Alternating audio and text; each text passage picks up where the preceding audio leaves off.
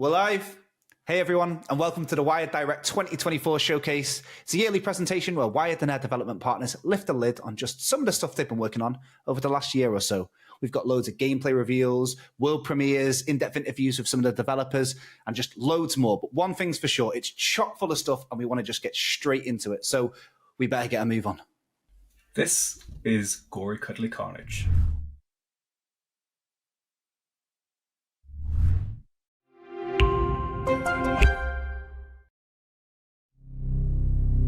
In the beginning, there were cats. Innocent little animals, loved by all. But I guess shit changes. On August 29th, 2024. Good versus bad. Cat versus unicorn. So don't be a pussy, cat.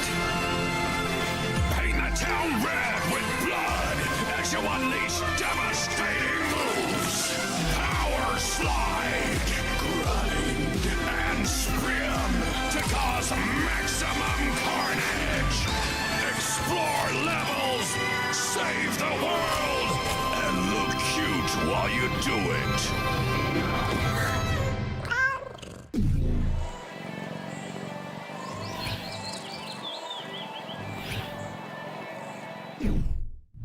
Well, holy fuck. I'm going to be singing that song in my sleep. Now, a little unknown fact. We tried to get Blink-182 to record a version of their hit song, Furline This, but no dice.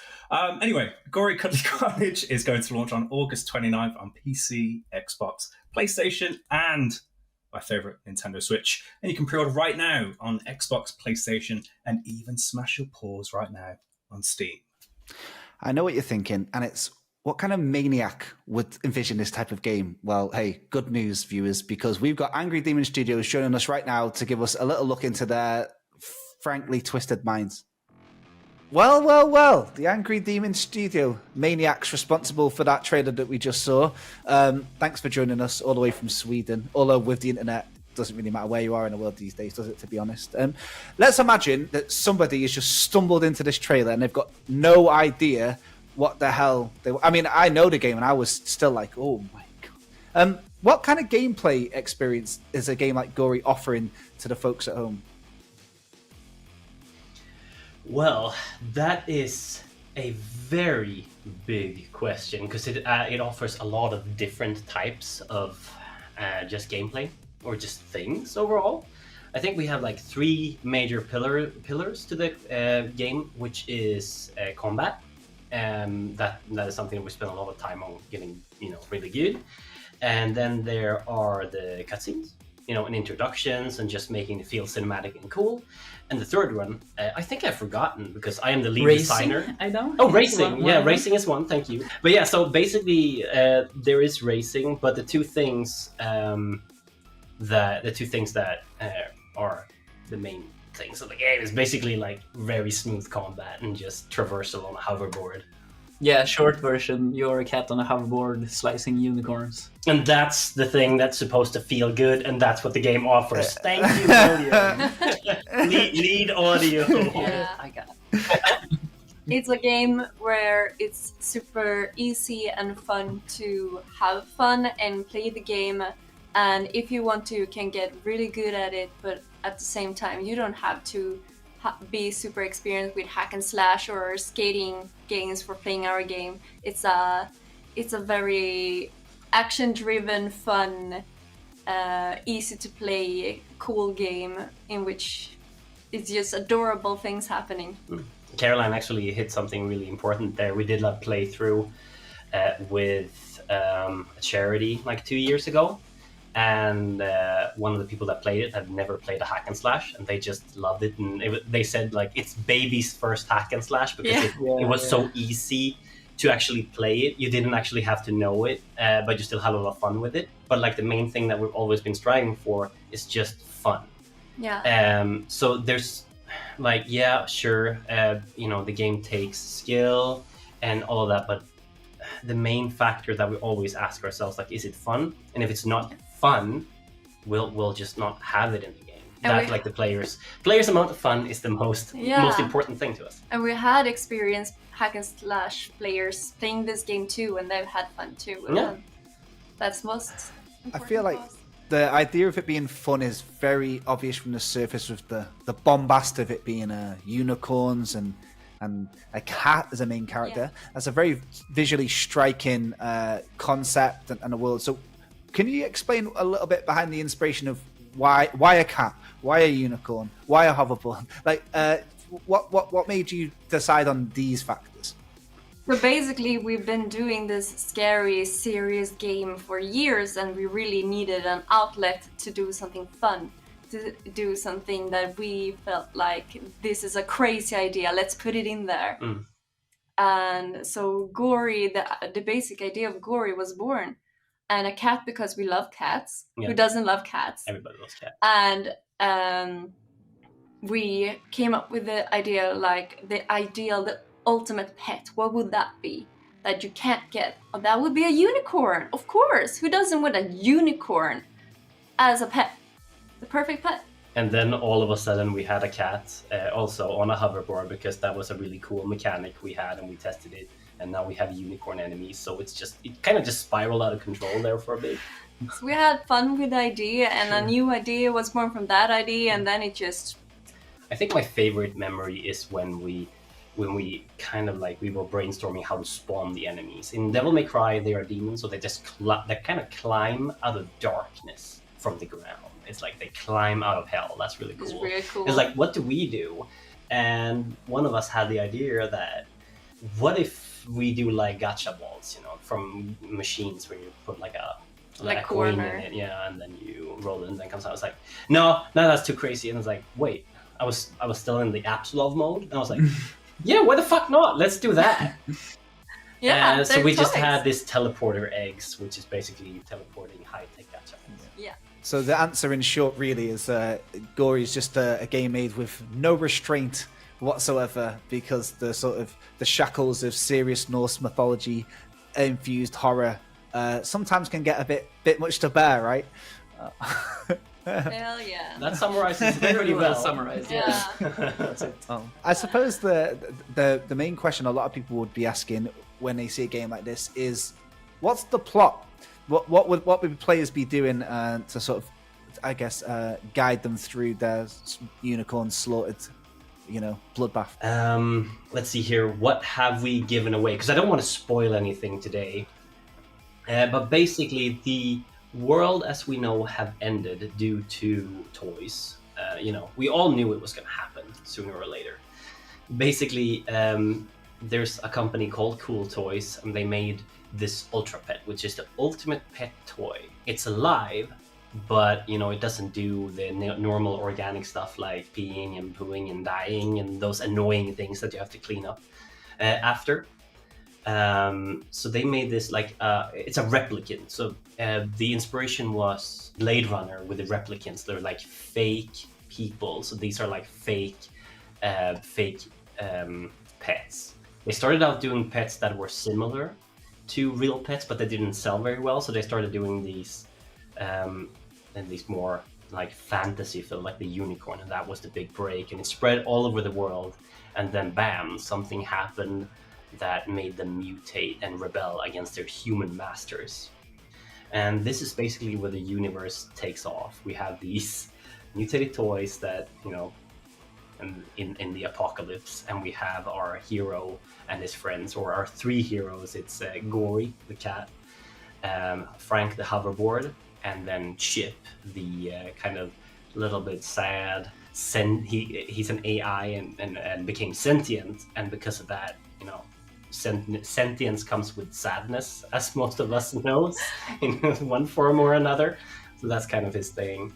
While Frank is maybe not as sentient because he's just happy about everything. He's one of them characters, and we get to follow their path through this kind of hilariously apocalyptic world, while also trying to save their creator, Professor Y, which they assumed We're dead, but she's not.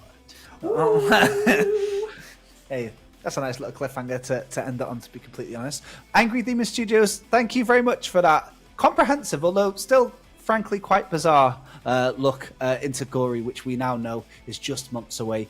Before we let you go, is there anywhere you'd like to send the people where they can find you, keep up to date with all things Angry Demon Studio? Oh yeah, for sure. Go to gory.wtf is the website. So what the fuck? And you'll get all the info right there. And you can find us on Discord, and when the game is released, please come join us. And all links are, just as William said, available on gory.wtf. That's Gory what the fuck for all of you fans out there. Hey, thank you very much, guys.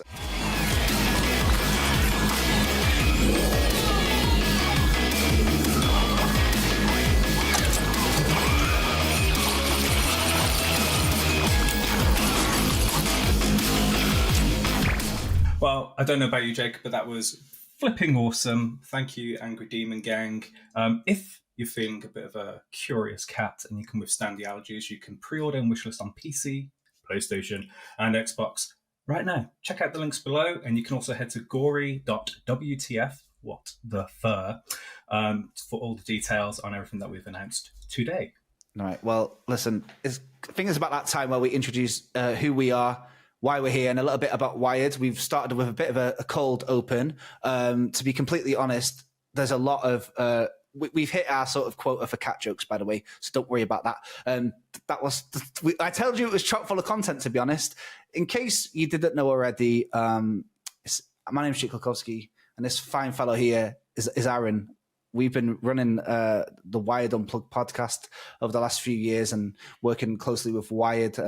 They've been really, really good to us. And do you know what? Like, in case you don't know who Wired are and the Wired Direct, what it's all about, Wired are like this truly independent publisher, which is quite a rare thing these days, to be completely honest. You might know them from some of their stuff like Martha is Dead, Close to the Sun, and then the Falconeer Chronicles Bulwark. You might be a Bullockhead, depends. It's a bit of a civil war in how you pronounce that. There's Deliver Us the Moon and Shaq Fu, which maybe that isn't in the notes. That's a bit of an ad lib there, to be honest. No, listen. I'll be honest. We met Shaq. We spent a day with Shaq, and what a flipping beast.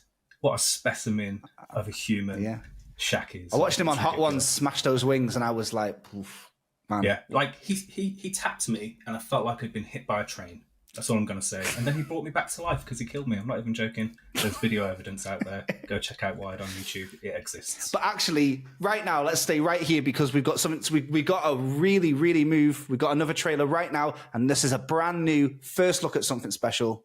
Let's run it.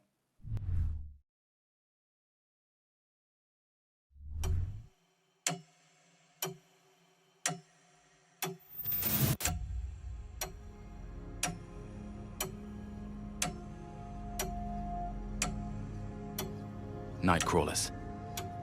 That's what the people in the city call us. The Thought Bureau describes my duty as roam.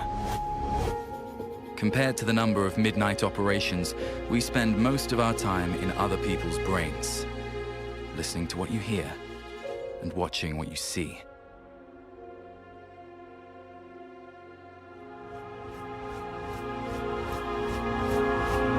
April 30th, 1976. It's the 4th year since I joined Leviathan's Thought Bureau. It's taken me 8 whole years to finally discover who I am.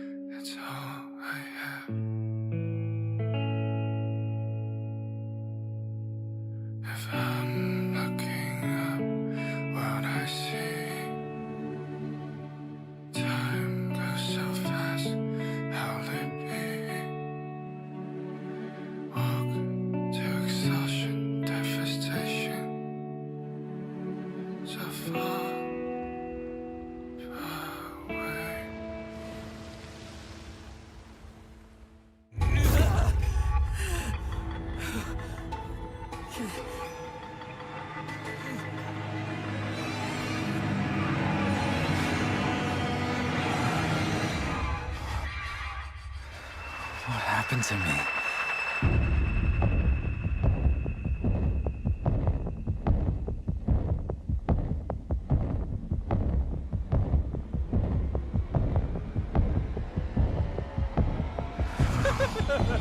Am I?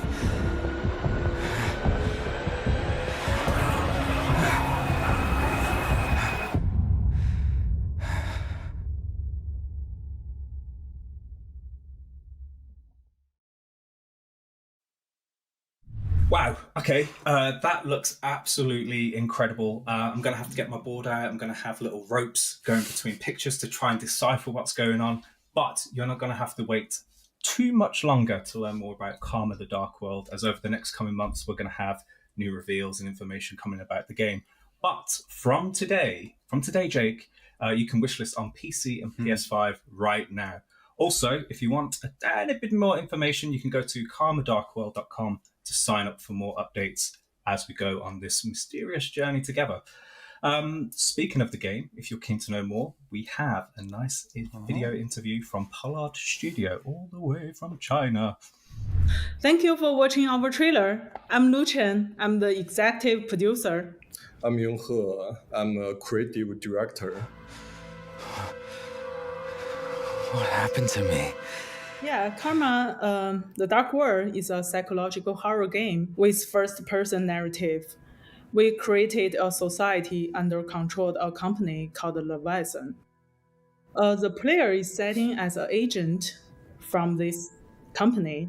The daily work is using a special helmet to dive into people's brain to search their deep, deep memories, to collect the secret they want to hide, and also to find out what is the truth, what is going on. So there are gonna be two lines. One is reality, and the other one is like more magical, like dreams. It's very special. Polar Studio is based in Shanghai, China. We have 20 developers right now, and we have 5 to 15 years experience. We are focusing on developing high quality games with awesome art style and gripping narrative. Our passion is trying to provide players an audience with a unique experience which they never seen this in their life. We are not developing a game to scare the people. I would say, although Karma is a horror game, but we focus more on the psychological aspect because we realize that sometimes the tense atmosphere will grab more attention. So it will also make them better into the game experience. The story seems sadness, I would say, on the surface, but we don't want to limit the players too much because we know everyone has their opinions and feelings. We want people to share their and emotions to us. 所以在游戏一开始的时候，我们其实是希望可以去建立一套宇宙世界观，然后我们通过不同的作品来去传达不同的情感。所以卡玛的话是这个的第一部作品，然后它主要讲述的是寻找自我跟拯救他人的一个过程。那这款游戏的话，它其实探索了关于比如说像这种惨痛的爱情，或者是悲剧式的家庭，当然还有我们都知道这个扭曲的这个社会道德观。所以我们希望可以只身跟玩家在一起去一同体验整个毛骨悚然的这个游戏的旅程。那同时的话，我们也希望说玩家可以时刻沉浸在这个黑暗的或者说是非常迷幻的这个整个乌托邦的这个世界当中。另外的话，其实我们所有人都特别希望说，当玩家完成了这个游戏，结束了这个游戏之后，他可以去思考说他如何去珍惜当下，他如何去珍惜他身边爱的人，去思考这些事情。 The Thought Bureau. 其实我们在做这款项目的时候，我们有过很多的灵感的参考，比如说来自于电视剧有双分，然后还有我们的相对宇宙，然后书籍的话有我们喜欢的1984，然后当然还有游戏的话是来自于生化奇兵。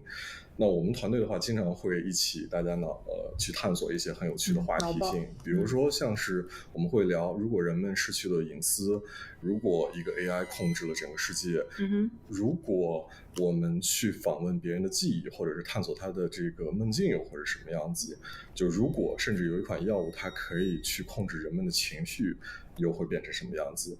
所有这些独特的有趣的但也因为他们有因果的这种紧密的连接，所有的这些呢就是构建我们的这个灵感的来源。 If you enjoy our games, please put us in your wish list and website. And thank you for watching our trailer. What happened to me?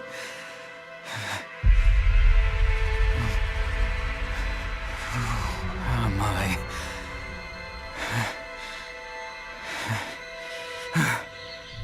Thanks to Polish Studios for that look at Karma the Dark World. Now, back in 2019, all the way back in 2019, Wired partnered with the best Dutch export since the Street Waffle, Kaoken Interactive, to bring Deliver Us the Moon to the masses. And wow, it went down a storm. So much so that Kaoken pushed it to new heights and new levels, took it to what was then next gen. But one thing was always missing until now. They said it couldn't be done, kind of like going to the moon. Ladies and gentlemen, Deliver Us the Moon is coming to the Nintendo Switch. Don't believe us? See for yourself. Space!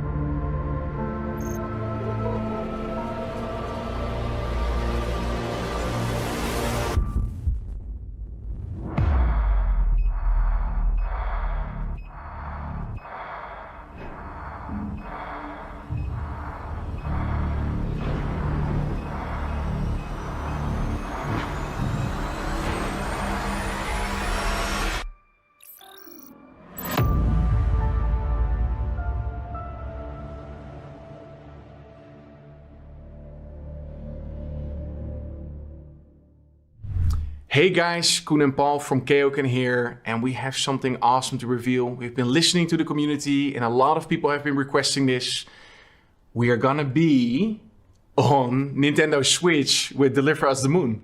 It's actually a very big surprise because the team actually convinced both of us that we were able to do this, and yeah, it's now there. Now Nintendo players can take their whole travels to the moon and enjoy it just like everyone else did. For me, it's a miracle that it's on there. It's crazy to think that we now have a game on Nintendo.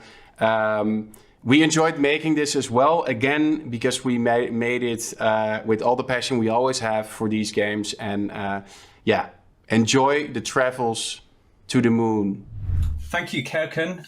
It's always lovely to have you along. If you want to stay up to date with Deliver Us the Moon coming to Switch, you can follow the social channels to stay up to date. Now, cast your mind back to 2022. We made a small little teasing announcement for a hotel management simulator game called Hotel Architect. And since then, we have kept the door shut.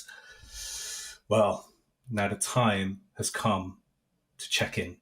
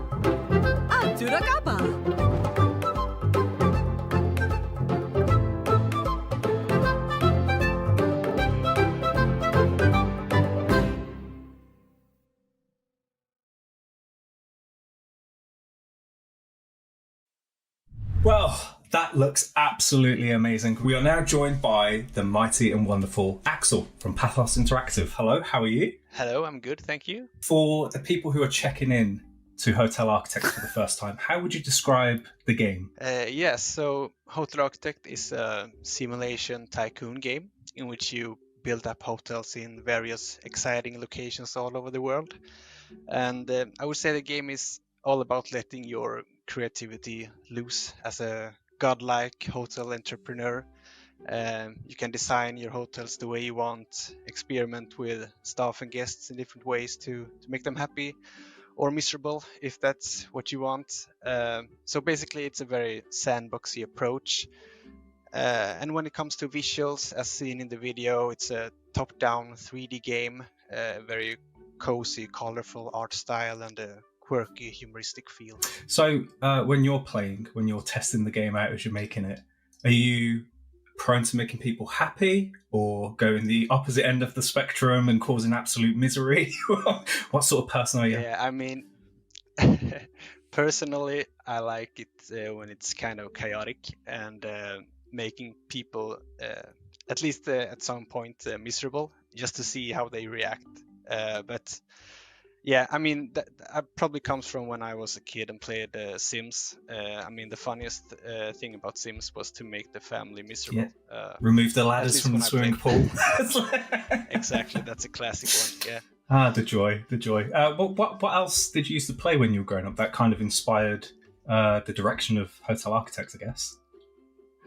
I played a lot of like city builders and management games, strategy overall. But yeah, I guess my favorite game of all time would be Caesar 3. That's totally awesome game. And actually, there are quite a lot of similarities with the Hotel Architect, like when it comes to economics and area planning and logistical chains and stuff like that.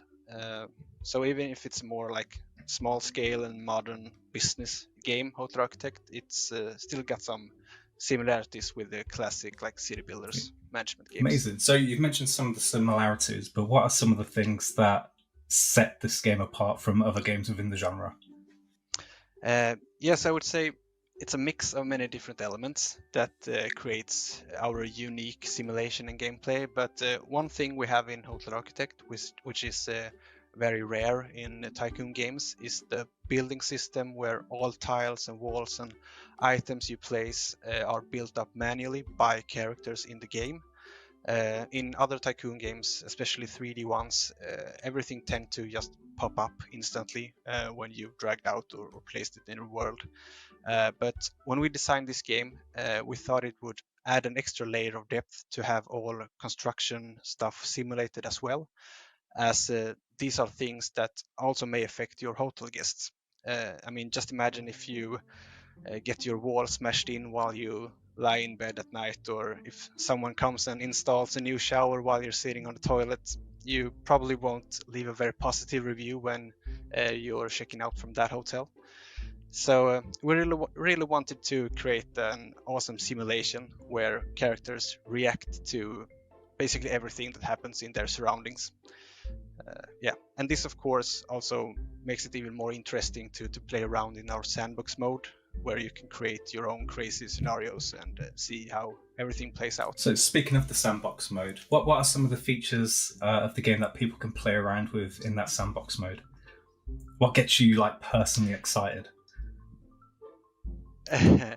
Yeah, so I mean, I like to build like crazy. You can actually zone different types of areas within one room. So if you want to, you can like place a toilet in the middle of the reception, and then you have like the waste room just adjacent to it, and maybe a dance floor as well. That's obviously not the perfect way. It's chaos. It's chaos, but that's how I like to play it, because this game should also be like fun to fail. You do have like objectives, and you need to complete some scenarios on different locations around the world. But when you've done so, you have like unlocked the sandbox mode for that location, and you can play around however you want. But of course, as a hotel manager, you're also in charge of all finances. You get to choose every staff member in your hotel, and they all differ in experience and attributes. You get to create your restaurant menu, and overall, you have to like make sure your hotels offer such services and activities that your targeted guest group wants. You mentioned that you can create your own menu, and obviously you can build locations all around the world. Does local cuisine feature? Yeah, we actually plan to have like one unlockable meal or dish per location.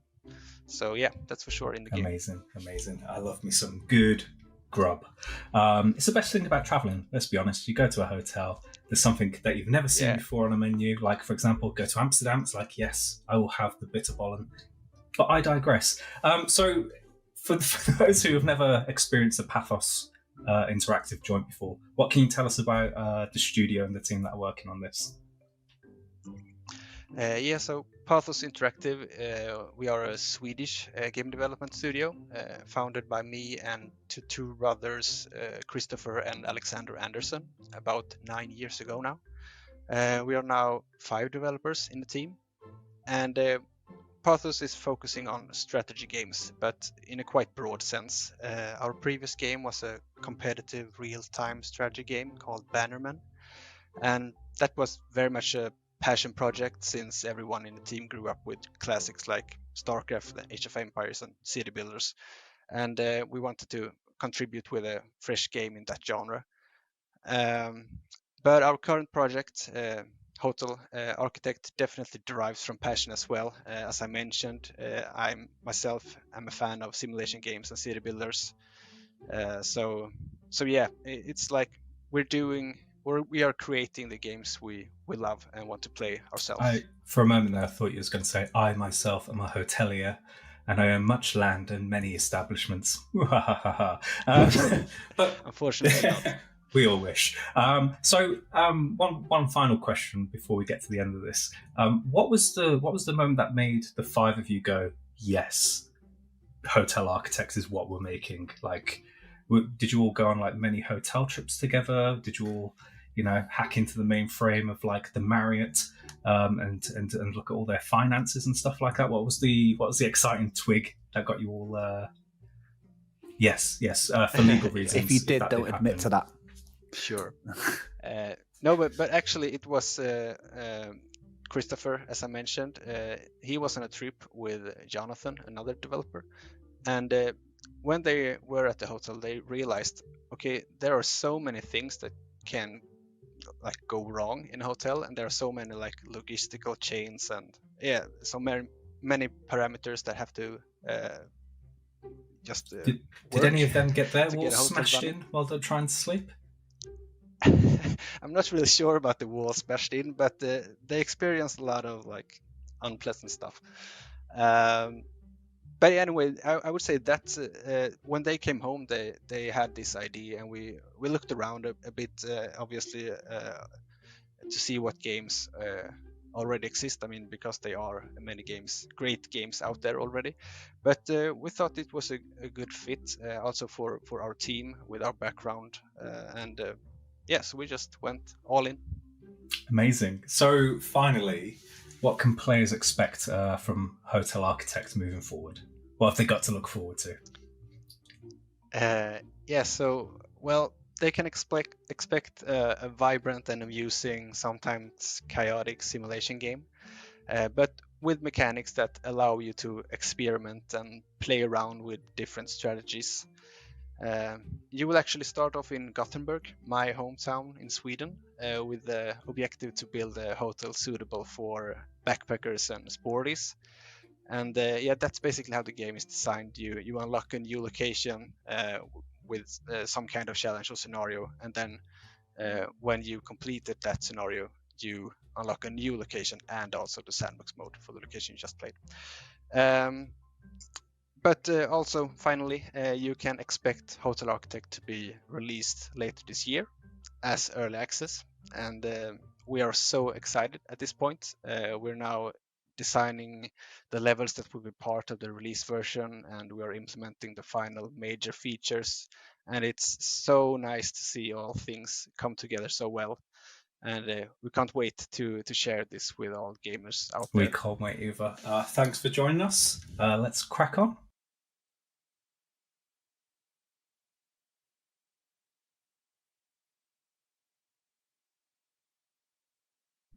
So that was Hotel Architect, and we can't wait to share more with you as the year goes on. There's already an early access roadmap that you can check out. Remember, you can wishlist the game on PC. And if you're watching this live, then check out the chat and you can join a Discord and stay up to date with all things Hotel Architect. Now, usually in these things, you come to the adverts where people spend hundreds of thousands of dollars for 10 seconds of fame. However, we're doing things a tiny bit differently this time, Jake. As people may well know, we are big supporters of Safe in Our World, a video game mental health charity, which brings comfort to people who not only play our games, but also make our games as well. So we're going to hand off to our wonderful friends at Safe in Our World to tell you a bit about what they're up to. Hi, I'm Sarah. Safe in Our World is the global mental health charity for the video games industry and its gamers. The main goal of the charity is to create and foster worldwide mental health awareness within the video games industry and beyond, to eliminate the stigma surrounding mental health, make it a natural topic of conversation, and empower people to reach out for help if they need it. The charity was launched on the 10th of October 2019 on World Mental Health Day, and has since then grown at a fast rate. As part of the launch, a poignant game called Fractured Minds was released across all platforms globally to support the charity. The game was made by an aspiring developer, Emily Mitchell, who entered a game development competition and subsequently won BAFTA's Young Game Designer Award in 2017. The game was made by herself and focused on her personal journey through different forms of mental health, from anxiety to depression to claustrophobia. Fractured Minds created these feelings in every scene. If you haven't played it already, I really urge you to. It is a wonderful but emotional journey. Ever since inception, it has always been a goal of the charity to organise an event where aspiring game developers have the opportunity to create games around the topic of mental health. So, I'm excited to say that today we are announcing the launch of the first ever Safe in Our World Mental Health Game Dev Champions event. As we now know, the charity was launched on the eve of a pandemic, which I actually think was pretty good timing. There were many dark days for many of us during that time, and I don't think we'll ever truly know the impact of that time. But if there is one legacy that COVID has left, it's that perhaps people are now talking about their mental health more. So that's the theme of the competition. We want to continue this vital conversation and encourage people to express what they went through and how they felt by making a game that means something to them, like Fractured Minds meant to Emily Mitchell. Registration is open from today until the end of May, and you can find all the details on our website of how to get involved. So just visit www.safeinourworld.org, and the official start date will be the 1st of June. There will be categories for both solo devs and small teams, and a host of awards and wonderful prizes, including a showcase of all the winning games. So please take part and please share your story. Safe in Our World has already helped hundreds of thousands of people around the world, and with your support we can help many more. Please help us spread the word and make stigma around mental health a thing of the past. So I just want to say a massive thank you to all the partners that has made this event possible, and good luck to everybody. So thank you to Safe in Our World. And great news for you fans of iridescent blobs out there. Lumo, the Master Moat Chronicles, back in 2022, launched with its meditative mix of puzzly platforming, and it came out on the PlayStation 4 and the Xbox, the Switch, the PC. But there's a whole new slew of consoles out there, and so to make sure that you can enjoy that relaxing mix of Lava Lamp-esque gameplay on every high-definition console there is, well, there's going to be a free upgrade later this year. On top of that, though, there is a fully playable co-op mode being added as well. So keep an eye out for more information all about that soon.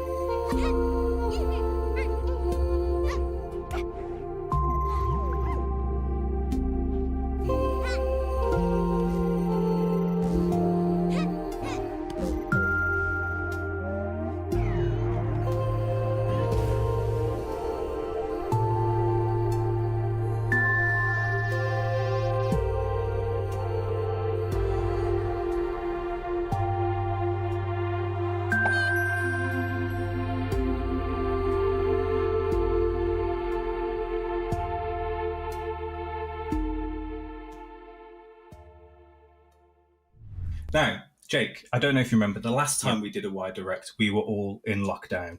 That's right. Everyone was working from home. We just transitioned to trying to find this new way to communicate across borders because we weren't sharing an office anymore. And none of that came into a fascinating spark of insight than Leo being trapped in Italy. Now, he had a very interesting experience while he was over there doing some work on his family's land, shall we say. And it's kind of sparked something, a pretty juicy idea.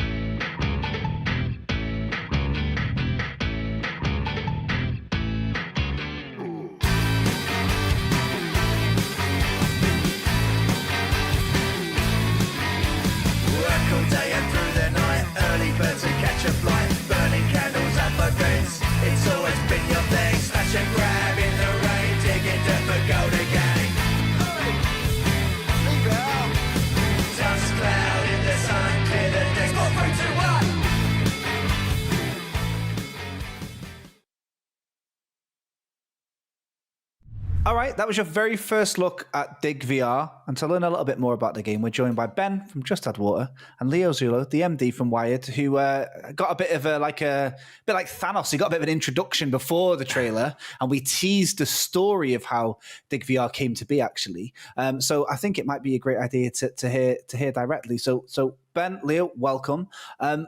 We just saw Dig VR, and we heard that it was something to do with a wall. An Italian estate and lockdown. So Leo, would you like to talk about how this became such an origin story? Yeah. Happy to. So basically, February 2020, lockdown hadn't happened yet, but COVID was just rearing its ugly head. We'd just been to PAX in February, and it was obviously the last PAX, but it was probably the best PAX ever. Came back from PAX, was feeling a little bit ropey, had to go to Italy to look after my dad, because I used to go every sort of 2-3 weeks just to keep an eye on him. Got to Italy a couple of days after PAX, came down with a cold, and it was a normal, innocent cold, and I'm like coughing and spluttering, but it's a cold, and all my relatives over there are thinking, you're going to kill us, And I'm like, no, I'm not, it's just a bloody cold. Anyway, a couple of days later, the cold went away, and it wasn't COVID. And I phoned up the office and said, right, I'm coming back to the UK. And they said, no one wants you back. So I'm like, what do you mean no one wants me back? I'm the fucking MD. And they're like, no, if everyone comes back, if you come back, they're all going to mutiny. So I was sitting in a countryside farmhouse, and my window to my left was overlooking the Tuscan hills. And I'm looking at my screen at the people in the office, and I thought, you know what, fuck this, I'm staying here. So I stayed in Italy for lockdown. And after a couple of weeks, I got a bit bored, and I kept on looking outside in the garden, or in the kind of the sort of the fieldy bit. And there was this long wall about 50 meters long. And it was looking a bit sorry for itself. So I thought, you know what? I'm going to borrow my cousin's digger. My cousin's tractor. Go up to it and take it down. I mean, what could go wrong? So in a tractor, starting to smash the wall. And obviously it was the wrong tool for the job. So I hired a digger. And obviously, you know, health and safety aside, they dropped off the digger and said, can you use a digger? Yeah, of course I can. You know what I mean? And they gave us the keys. So I'm in a digger with the two controllers, and I'm like, you know, up, down, forward, jumping. Fucking hell, this is not working. And I'm smashing this fucking wall. And you know, after quite a few failed attempts, I finally got into the groove of using the two controllers, and then every now and again lost the controls, because it's one of those kind of learning things. And I had this kind of eureka moment. I thought, you know what, this is almost exactly like you were in a game and you were boarded in and you're learning the controls. And then I thought about it, and I thought the two controls are almost identical to VR. And imagine what this would be like in VR. So I'm like, the idea sort of stuck. So I came back to the UK after many months, when COVID was almost gone, and mentioned it to my teammates, and they said, yeah, good idea. And then I had a moment when I had a lunch with Joel Benton, wonderful man, who he's part of Just Add Water, and I was telling him my story, and he goes, "You know what? I've got a team that can make this." And I went, "Oh, really?" So he went off to his team, and they said, "Yeah, we can make it." And together, we came up with a pitch and presented it to Meta. And all of a sudden, 2 years later, we have Dig VR. So those ideas of these games coming from silly ideas, they sometimes do. Yeah, and so that's a fantastic story. And you mentioned Just Add Water, and of course we're also joined with Ben here from Just Add Water. So Ben, I assume that you're taking some responsibility for this I'm game. Taking no responsibility.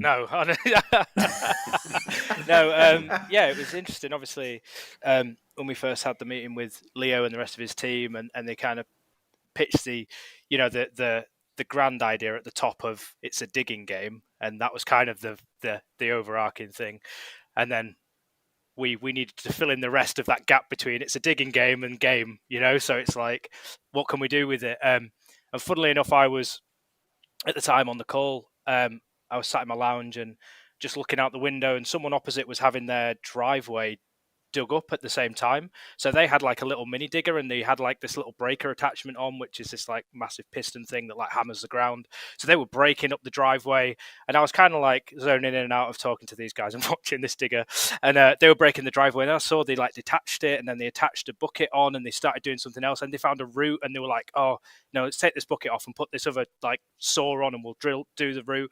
And then I was just kind of like, well, why don't we, rather than, because we were going to have loads of different machines and things like this, and I was like, well, why don't we just kind of do what they're doing, right, and have just focus on diggers, but have loads of interchangeable tool heads, right? So we can change out different tool heads, you can do different tasks, make it very gamey, make it very fun, and it kind of just evolved from there. I think Leo was on board with that idea at the start. If he's not, he is now. But yeah, I mean, it was a good collaboration. I mean, the guys took the idea and fleshed it out. To be fair. But the core point of the game is it just had to remain true to that feeling of sitting in a digger. So if you've been in a digger, it perfectly recreates that feeling. If you've never been in a digger, it gives you that feeling to makes you want to actually be in a real digger. So it was kind of that perfect, but also with a massive game component. So even though it's a simulation in terms of controls, there's lots of variety to make it simple so that it's actually a game. So it's a sim but game. So it's a really unique hybrid, but the controls are spot on. I think it's like, we're describing it as sim-light, right? It's sim-light, authentic controls, but with a like arcadey twist. So there's a lot of things in there, like you use the digger in a bowling alley, you use it to play hook a duck, you use it on a ball pit, in a big digger though, in like a kid's ball pit, right? So again, we wanted to not do that kind of traditional, hardcore heavy sim, because that's not what it is. And again, the platform doesn't really kind of allow that kind of uber physics, uber sim. So we had to focus on like really enjoyable gameplay, but whilst keeping that sense of authentic controls and nailing that right, because it's hard to master. Easy to kind of learn the controls, but really hard to master. And then when it clicks, you get in that flow state, right? And you just kind of, you just zone out and you dig in the dirt and zoning out. So we wanted to tap into that. So we have kind of mashed a lot together to try and make it appeal to more than just the hardcore, digger or excavator fans. We really wanted to broaden that appeal. Personally, I'm so happy that this is happening, because I remember, I think it wasn't too far coming out of lockdown where you were allowed to go out again. And I met Leo and Jason in Woking to catch up and say hello. And Leo was like, do you want to see our new game? I was like, okay. And just shows me videos of him on a digger. And I'm like, Leo, that's you on a digger? And it's like, no. This is our new game. I was like, okay. So I'm so happy that this chat is happening and that it exists, and that you found a way to make it such a... you've managed to gamify it in such a fun, cool way. Yeah, I mean, it was a good. I mean, it was, sometimes the penny drops and something feels right, and you question why hasn't this been done before, and I'm kind of glad it hasn't, because we kind of got in there, but through something real and games come from it, but the connection between the two, I think, is what's going to push it forward. It really does feel like you're in a digger, and if you've ever been on a digger, it's a big boy's toy for everyone, but it just feels so good. I do want to. I mean, there are some, Meta. I've got to thank the Meta team because they 100% got into the idea. Spoke to their team and they were like, yeah, I've been on a digger. I know what it's like. My boy's been on a digger. I know what it's like. I really like this idea. Joel, he completely got the idea. The Just Add Water team completely got it. So this has been a true collaboration where everyone's just thrown in, all their sort of passion and all their, it's a game. It's a game. Obviously it's a game. It's just a bit of a simulation, but there's a lot of feeling, a lot of emotion, and it's very, very, very personal. So for me personally, it's I've still got some of my dad's sort of voice at the back when I'm mashing up this wall saying, what the fuck are you doing, boy? You know what I mean? So, I've got, bless him, he's not here at the moment anymore. So this is kind of to him and to everyone that's had those sort of moments. So yeah, we've got to make people proud with this one. Well, I mean, as of probably 3, 2, 1 now, the Meta page is live if we've timed it really well. So if you type in Dig VR on the Meta store or the Meta page website, you should be able to go to there and wishlist it. Pre-orders are not ready yet, but you should be able to wishlist it. digvrgame.com will be live and all the various socials. We will be doing some crazy shit with real diggers to promote this. So stay tuned, watch this space, wishlist it, tell your friends, and this game is going to be a lot of fun. Dust cloud in the sun, clear the decks, 4, 3, 2, 1. So now for something a little bit different. Now, as most of you might know, Bulwark: The Falconeer Chronicles released on March 26th to much critical acclaim, made by solo developer Thomas Seller. What a legend. What magnificent hair. What magnificent style and fashion. Yeah. He's great. But has Thomas been taking any time off since launch? The answer is no.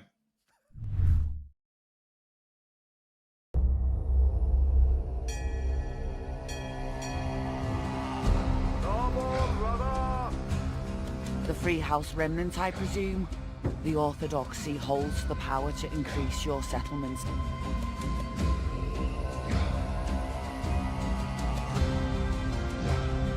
We represent the bannerless on this day, and they have deemed you unworthy of further fighting.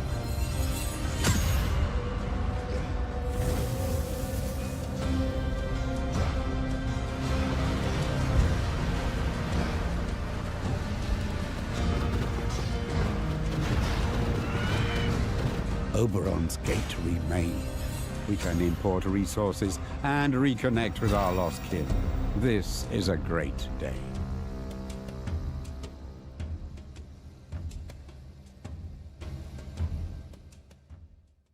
That's right, new DLC is on the way for Bulwark: The Falconeer Chronicles.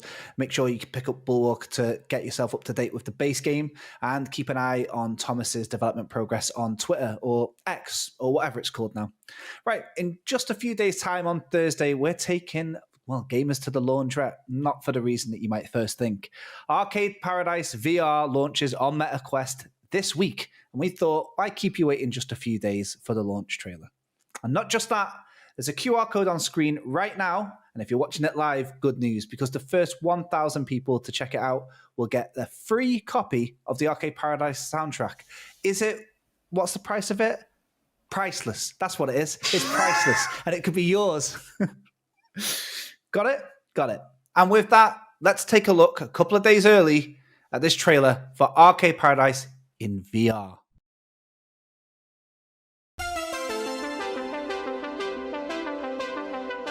Welcome to Arcade Paradise. So, some classic arcade sim management simulating. Let's play. This looks so nice. Gotta go fast. Yeah. Go. Yep. Is that gum? He never misses. Oh, wow. Yeah, that's definitely a stain. I've been there, buddy.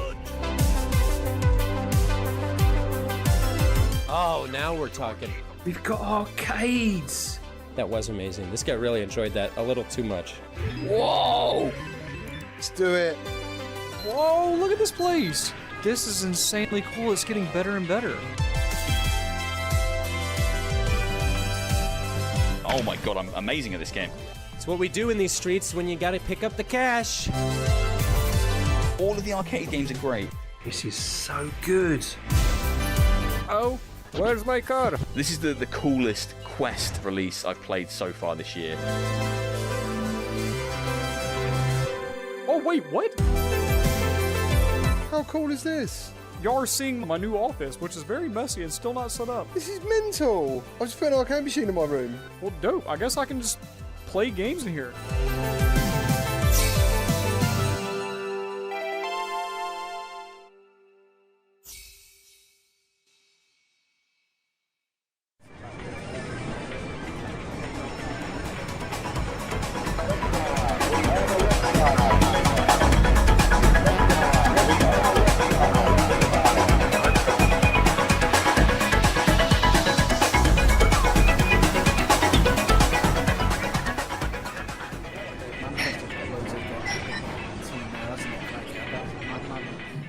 You ain't the king of tech. Babylon brain stuck on the track. Right on the course, revealing all that you lack. Here's a fact. Rip through the illusion, you might find that clue inside your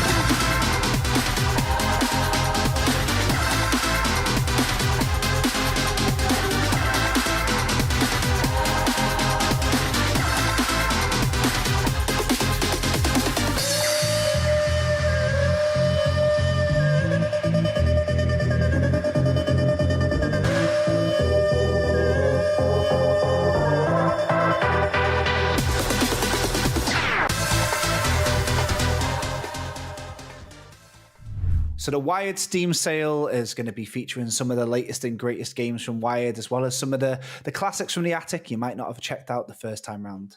Hey, but listen, we tried to keep this as full of content as we could, but what's a presentation if you're watching it without one more thing?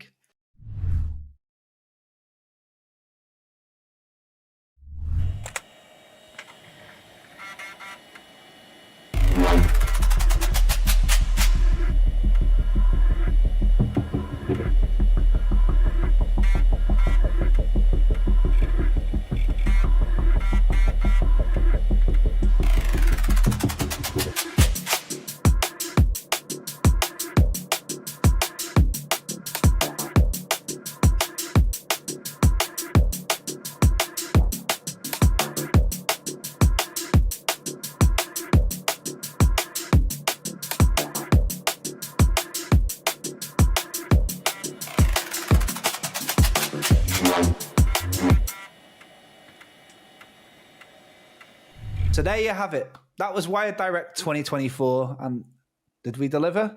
Tons of gameplay, loads of interview stuff, premieres, and that's not it. Me and Aaron are going to go and have a well-deserved cup of tea now, and as we disappear, you can watch some pure, unadulterated gameplay of all the games mentioned, well, all the games we're allowed to show at least, at the Wired Direct right after this. And if you're watching this live, stick around in the sidebar, you'll be able to see all the information about all of the games that are featured today, as well as lots more. Like we mentioned, there's a Steam sale right now if you want to get yourself familiar with some of the previous titles. And for everything upcoming, make sure to wishlist, as we mentioned. All of the links are right there. Just wishlist, check out the games there. You can pre-order some places. You can wishlist it. Some you can buy in just a few days, like Arcade Paradise VR. I hope you had a really nice time. Thank you so much for joining us. Have a really wonderful rest of the week. Bye-bye.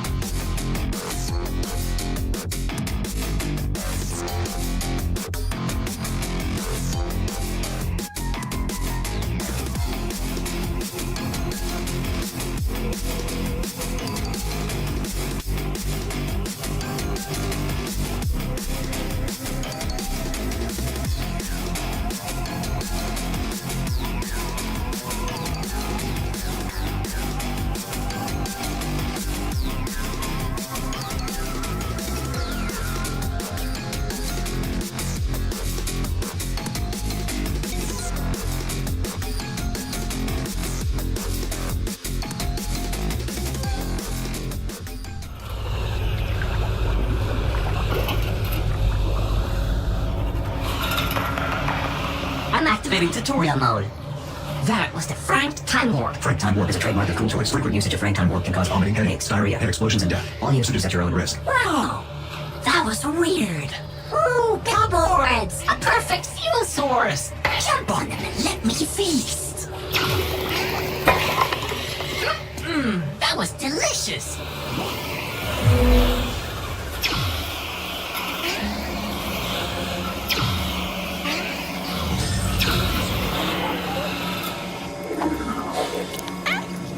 Hey, what is that? Somebody help me! The unicorn.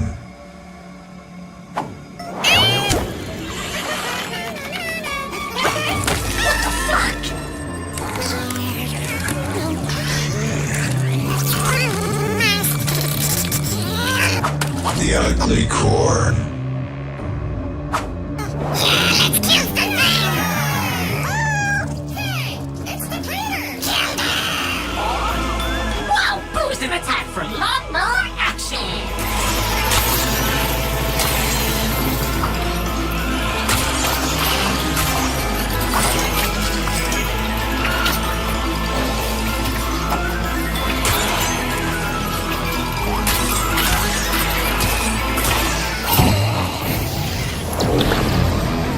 The nightlight.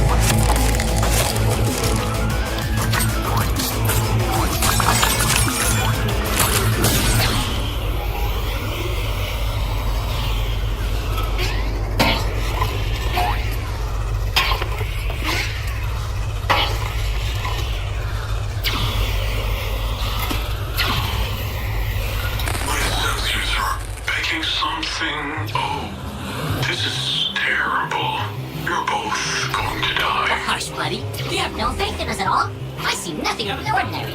Nothing upon nothing. Nothing upon no. A giant arcade machine! We should go back.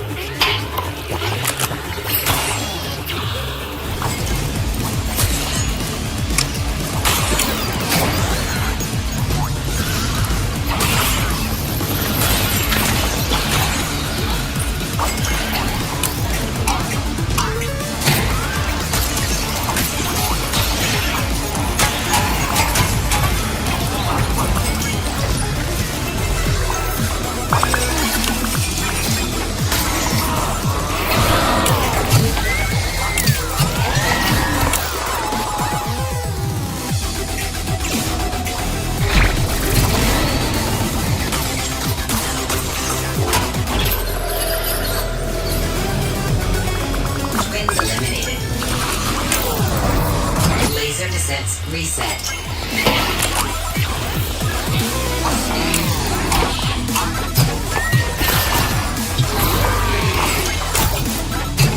Laser descents activated.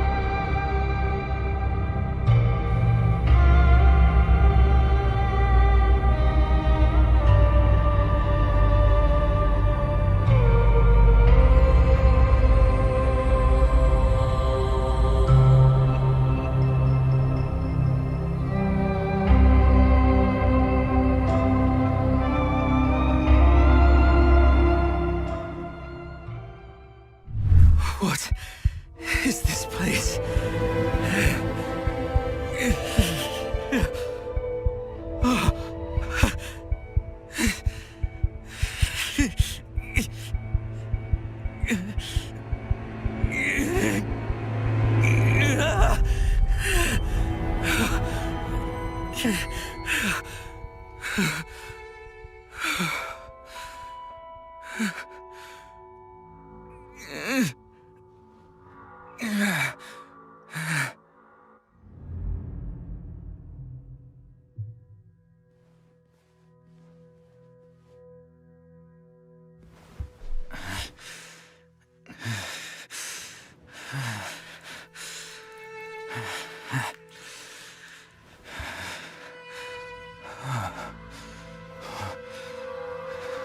What happened to me?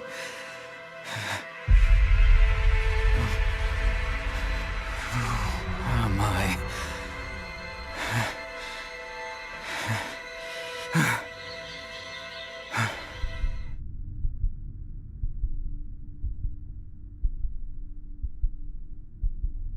The Thought Bureau's missions are always confidential.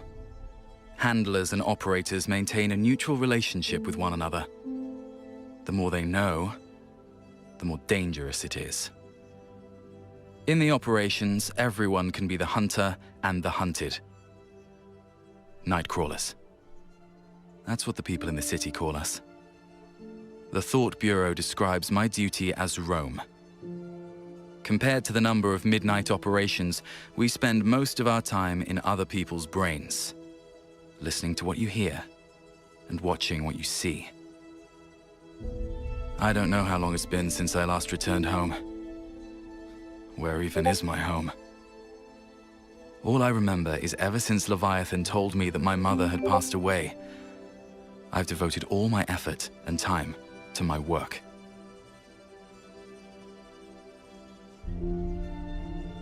I guess, if she was still alive, she'd hate my job. I'm sure she'd say, once you start working for them, you'll become less and less of a good person. I'm thinking, maybe it isn't the job that changed me. Maybe this is just how I've always been.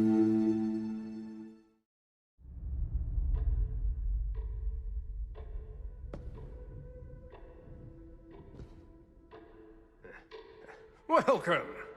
Welcome. I'm Daniel McGovern, a roam agent from the Thought Bureau. My company ID is 8490. Rome, huh? I'm Fred Ebbett, the current chief of this facility. Welcome to the Winston Research Institute. It's the back door, to be precise. I often hear that you people don't talk a lot. I thought this was just an ordinary theft. I never imagined a case like this would trouble a roam agent. Looks like there's more to it. You see, as a level B citizen, I'm familiar with your rules. Outsiders like me should not question, nor intervene. Listen, Mr. Ebbett. You only have to tell me where the mailroom is. I need to receive a document from the Thought Bureau right now. Please don't hold me up in my duties. I know you're here to look into that freak, Shawn Mendes. To your left, in the room where the lights are still on. Still, pardon me for saying this, but what happened at the Research Institute today was abnormal.